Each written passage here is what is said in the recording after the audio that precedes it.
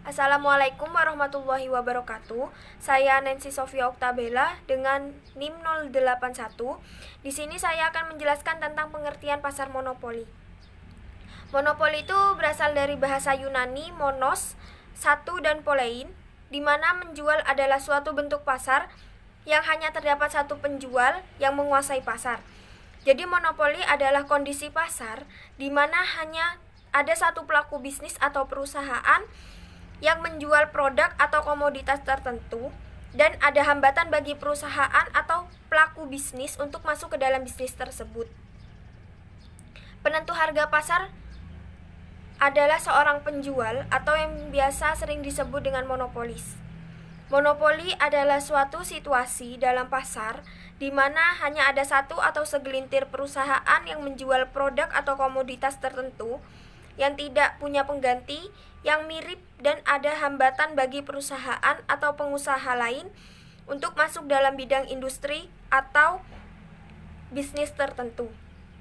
Dengan kata lain, pasar dikuasai oleh satu atau segelintir perusahaan, sementara pihak lain sulit masuk di dalamnya. Karena itu hampir tidak ada persaingan berarti. Terima kasih. Assalamualaikum warahmatullahi wabarakatuh. Assalamualaikum warahmatullahi wabarakatuh.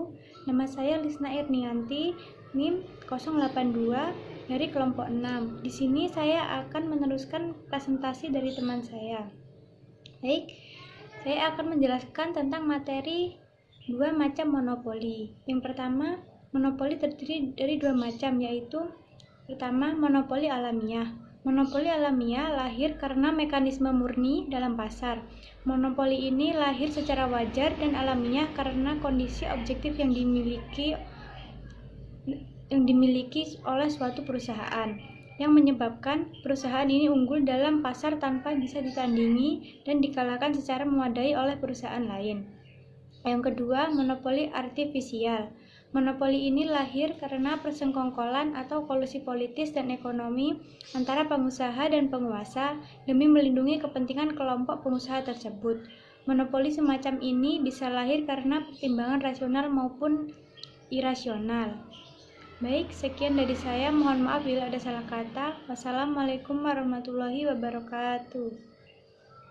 Assalamualaikum warahmatullahi wabarakatuh. Nama saya Frayani Aziza Dermawanti, NIM 083 dari kelompok 6, kelas manajemen B. Di sini saya akan mempresentasikan mengenai pasar oligopoli, mulai dari pengertian, kelebihan, serta kekurangannya. Oligopoli adalah salah satu bentuk monopoli, namun berbeda sedikit sifatnya. Mengapa? Karena oligopoli terletak di antara pasar bebas dan terbuka di satu pihak, monopoli di pihak yang lain.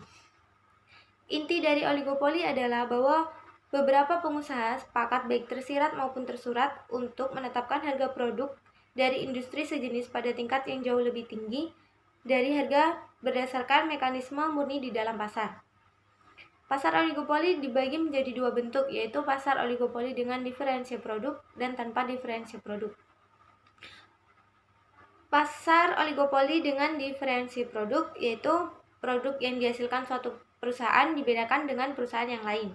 Sedangkan pasar oligopoli tanpa diferensi produk yaitu produk yang dihasilkan bersifat homogen dan tidak dibedakan dengan perusahaan yang lain. Pada pasar oligopoli, perusahaan dapat bersaing secara langsung, tetapi dapat pula melakukan penggabungan atau disebut merger. Kelebihan dari pasar oligopoli yaitu perusahaan akan mengembangkan penelitian dan melakukan inovasi atas produknya. Inovasi diperlukan karena persaingan yang terjadi bukan dalam bentuk harga, yaitu dalam bentuk kualitas dari produk yang dihasilkan. Kelemahan dari pasar oligopoli yaitu harga cenderung lebih tinggi sehingga produsen akan memperoleh keuntungan yang besar. Kondisi ini akan berakibat pada tidak meratanya distribusi pendapatan. Selain itu, biaya promosi yang dibutuhkan sangat besar sehingga berakibat pada membengkaknya biaya produksi dari produk yang dihasilkan.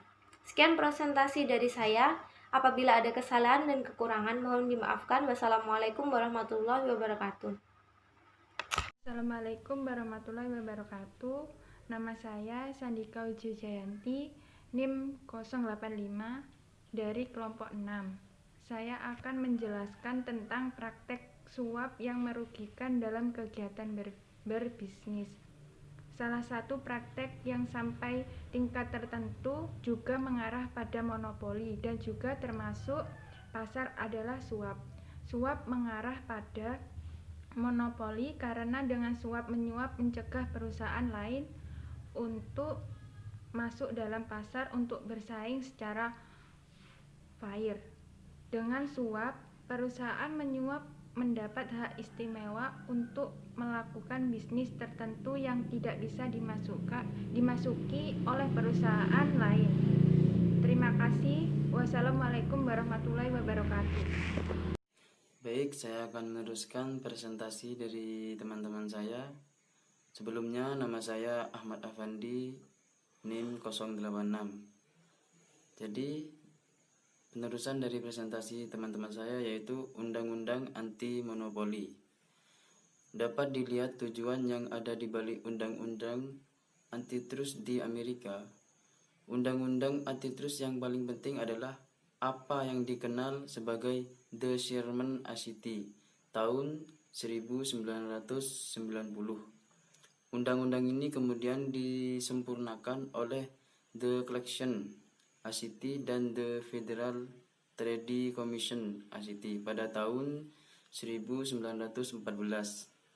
Tujuan utama dari Undang-Undang Antitrust ini adalah untuk melindungi dan menjaga persaingan yang sehat di antara berbagai kekuatan ekonomi dalam pasar. Undang-Undang Antitrust ini juga menjelaskan tentang pentingnya menjaga persaingan yang sangat sehat. Undang-undang anti monopoli bertujuan melindungi kesejahteraan konsumen dengan melarang praktek-praktek bisnis yang curang dan tidak fair. Selain itu, undang-undang anti monopoli juga bermaksud melindungi perusahaan kecil dan mencegah dari praktek bisnis yang monopolis dan oligopolis. Oligopolis tersebut mempunyai arti yaitu pasar di mana penawaran satu jenis barang dikuasai oleh beberapa perusahaan. Umumnya jumlah perusahaan lebih dari 2 tetapi kurang dari 10. Terima kasih.